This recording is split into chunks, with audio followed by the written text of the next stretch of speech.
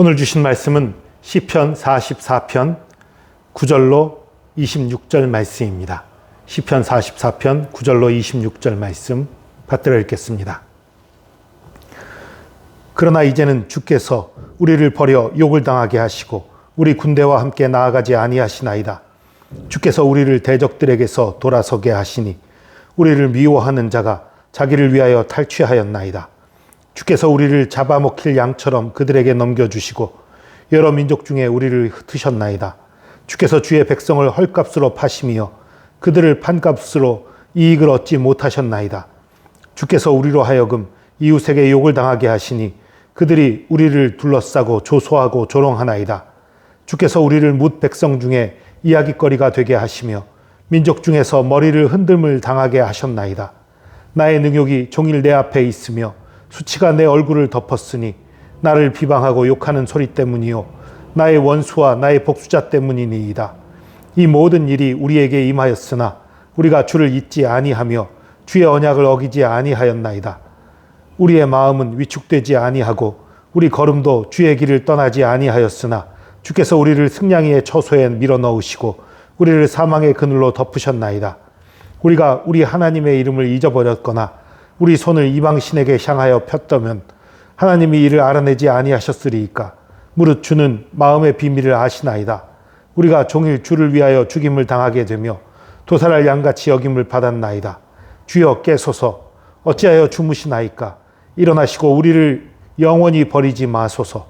어찌하여 주의 얼굴을 가리시고 우리의 고난과 압제를 잊으시나이까. 우리 영혼은 진토 속에 파묻히고 우리 몸은 땅에 붙었나이다. 일어나 우리를 도우소서. 주의 인자하심으로 말미암아 우리를 구원하소서. 아멘. 이 시편 44편 어제 1절에서 8절까지 말씀을 나눴죠. 그 1절에서 8절 사이에는 조상들에게 역사하셨던 하나님, 놀라운 기적과 능력을 베푸셨던 하나님, 거기에 대해서 얘기를 해요. 그 하나님 나도 믿는다라는 것도 그 속에 들어있다는 그것을 얘기했지요. 하나님께 감사하고 영광 돌린다. 찬양으로 기도를 시작했어요. 그리고서 이제 9절부터 지금 당하는 어려움들을 얘기해요. 하나님이 우리를 버린 것 같습니다. 우리가 이런 고난을 당합니다. 우리가 욕을 당하고 있습니다. 대적에게서 10절 보니까 대적에게서 돌아서게 하시니 대적에게서 돌아섰다는 건 뭐냐면 도망치게 됐다는 얘기예요. 대적이 적인데 제가 뒤로 돌아섰어요. 뭐예요? 도망가려는 거예요. 그러니까 패해서 도망가는 그 상황을 얘기하는 겁니다. 그리고 우리를 잡아먹힐 양처럼 그들에게 넘겨주시고 여러 민족 중에 흩으셨습니다. 주께서 주의 백성을 헐값으로 파시며 그들을 판값으로 이익을 얻지 못하셨습니다. 우리를 주님이 팔았다고 무슨 이익이 있습니까? 그런 좀 항변에 가까운 표현이에요. 주께서 우리로 하여금 이웃에게 욕을 당하게 하시니 그들이 우리를 둘러싸고 조소하고 조롱하나이다. 주께서 우리를 뭇 백성 중에 이야깃거리가 되게 하시며 민족 중에서 머리 흔듦을 당하게 하셨나이다. 나의 능욕이 종일 내 앞에 있으며 수치가 내 얼굴을 덮었으며 나를 비방하고 욕하는 소리 때문이요 나의 원수와 나의 복수자 때문입니다. 이렇게 지금 어려움 당한 것, 힘든 일 당한 걸 계속 하소연해요. 하나님 너무하신 거 아니에요? 이런 수준까지 나오는 것 같아요. 거의 하나님 너무하신 거 아니에요? 라는 말은 안 하지만 내용상으로는 너무하신 것 같다라는 표현인 거예요. 내용상으로는. 근데 겉으로는 너무하십니다 이렇게 말하진 않아요. 하나님 앞에 선을 지키고 있는 거지요. 그런데요, 이 전투에 패하고 여러 민족 중에 흩어지고 팔려가고 이런 것들을 보면 분명히 이스라엘의 포로기 때 지어진 시로 추측이 되는데 문제는 오늘 본문부터, 오늘 이 17절부터예요. 이 모든 일이 우리에게 임하였으나 우리가 주를 잊지 아니하며 주의 언약을 어기지 아니하였나이다. 사실은 이스라엘이 포로로 팔려간 게 언약을 어겼기 때문이거든요. 우상 숭배했기 때문이거든요. 죄를 지었기 때문이거든요. 그래서 하나님이 내버려 두신 거예요. 하나님이 사실은 팔아버린 게 아니라 내버려 두신 거예요.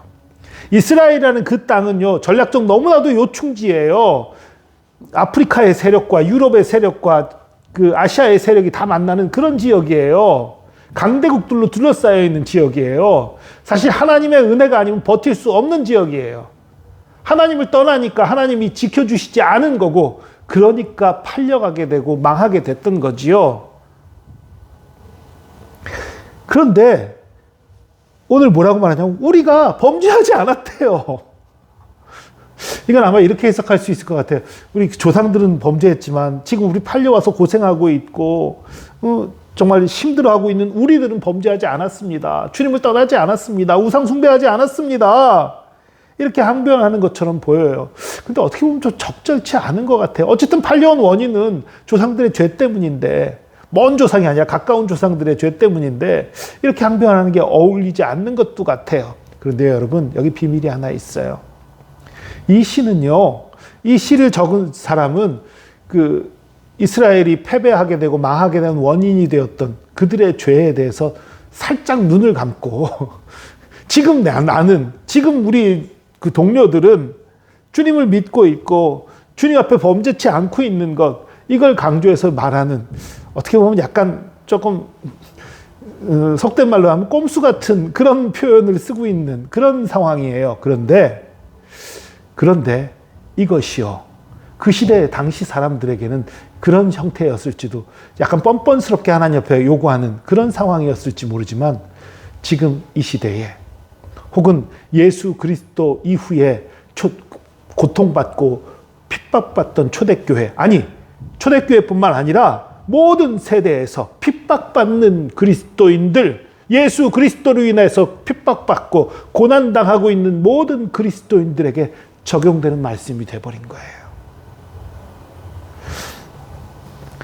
특히 22절부터 보면 우리가 종일 주를 위하여 죽임이 당하게 되며 도살할 양같이 여김을 받았나이다. 주여 깨소서 어찌 주무시나이까. 일어나고 우리를 영원히 버리지 마옵소서. 이 표현들 보면요, 이거는 고난당하는 그리스도인들의 모습인 거예요. 고난 중에도 근데 주님을 떠나지 않고 주님을 끝까지 붙드는 모습이지요. 여러분, 이 시편은요, 고난당하는 사람들에게 주신 글입니다.